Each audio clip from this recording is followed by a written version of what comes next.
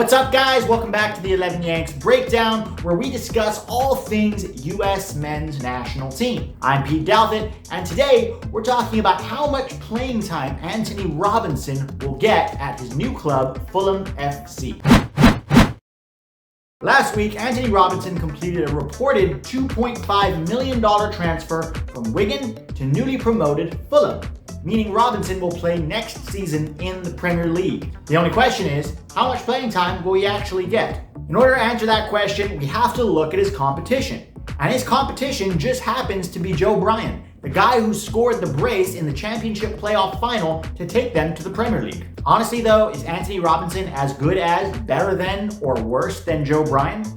The good thing is they both played in the Championship last season, so it's easy to compare their two seasons. I went back and I looked at their strengths, weaknesses, effectiveness, ability, and style of play, and I'm going to show you what I found. Before I do that though, if you're new to this channel, welcome. Don't forget to subscribe. If you're already subscribed, smash that like button. It helps other people to find us on the YouTube algorithm. All right, let's do this. Okay, so there's two ways to evaluate a player, which is with the eye test, where you basically just watch them play and evaluate them, and then with statistics. And a lot of what I saw on the field is backed up by the stats.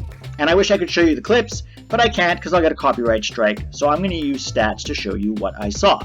First one is goals and assists. Now, it's helpful to remember that Joe Bryan played for Fulham, which is a much better team. They were fighting for promotion. Antonee Robinson was fighting relegation for most of the season.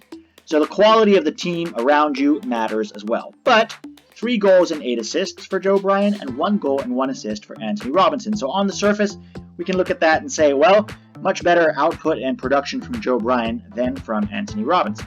Let's look at ball security. 80% successful pass rate for Joe Bryan, 84% in his own half, 67% in the attacking half. For Antonee Robinson, 69% total, 73 in his own half, and 59 in the attacking half, so significantly inferior to Joe Bryan when it comes to successful passing. Now, that is an area of his game that is probably not his strongest point, his passing and his decision-making when passing the ball. So Joe Bryan definitely comes out on top there.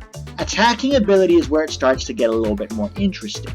Successful dribbles per 90, as you can see, 2.1 compared to 0.8, so more than twice as many successful dribbles Antonee Robinson had per 90, which is exactly what Antonee Robinson's game is. He's the guy who's going to get the ball at his feet. He wants to go at you 1v1, use his pace, use his trickery, and then get a cross into the box. And guess what? His crossing accuracy, 25% to 19. It's better than Joe Bryan's, okay?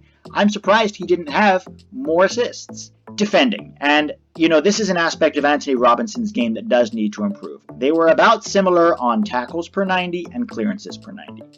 Interceptions per 90, Antonee Robinson was significantly better. My guess is that's because Wigan spent a lot more time defending than Fulham did, so he just had more interceptions. Also, he's fast, so he can just get there quicker.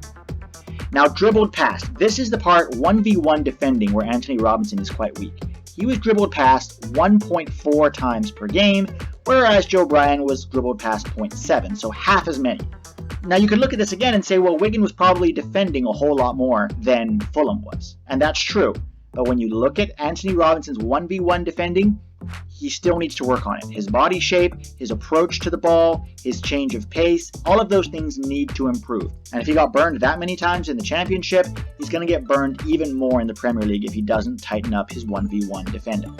So there's a pretty good summary of their strengths and weaknesses. Ultimately, the defensive, safety-first, reliable aspects of Joe Bryan's game probably are a little bit more preferable than Antonee Robinson's swashbuckling, overlapping attacking instincts. But Antonee Robinson offers things that Joe Bryan doesn't, and I think that's why Fulham brought him in. They wanted a different option, a different way to attack from the left-back position, and I think he still offers them a lot. So looking at the big picture, I think Joe Bryan starts the season as left back. He's just got the experience. Scott Parker knows him. He's more ball secure. He's better defensively. And Fulham are going to be scrapping at the bottom of the table. So what happens if Fulham are a goal or 2 down, which is going to happen a lot, with 20 or 30 minutes left to go, and maybe they need a little more spice in the attack, maybe somebody who can go 1v1, take a player on the dribble, now disorganize the defense, move players around. Antonee Robinson comes on. It'll be a good sub to make. And if Antonee Robinson improves his defending, his decision making, and his concentration, he could easily usurp Joe Bryan to become the #1 left back at Fulham this season. Overall, if he gets 1,500 minutes in the Premier League this season, that will be a success. It's kind of the perfect transfer for Antonee Robinson because the jump up to another level and the competition from Joe Bryan will force him to improve his game, but the competition isn't so much better than him that it's unrealistic for him to jump above him. My one concern is that because Fulham are going to be at the bottom of the table, they're going to be very defensive, and Antonee Robinson might not be able to go forward as much as his instinct wants him to. So he might have to learn to be more of a stay-at-home left back. Other than that, I think it's going to be a great season. Antonee Robinson's going to improve, he's going to play at a higher level, and hopefully Greg Berhalter will realize that for now, he should be our starting left back. All right, guys, thanks so much for watching. As always, leave a comment. Love hearing from you guys. I will respond. Check out some of our other videos, and I will see you on next Tuesday's 11 Yanks Breakdown.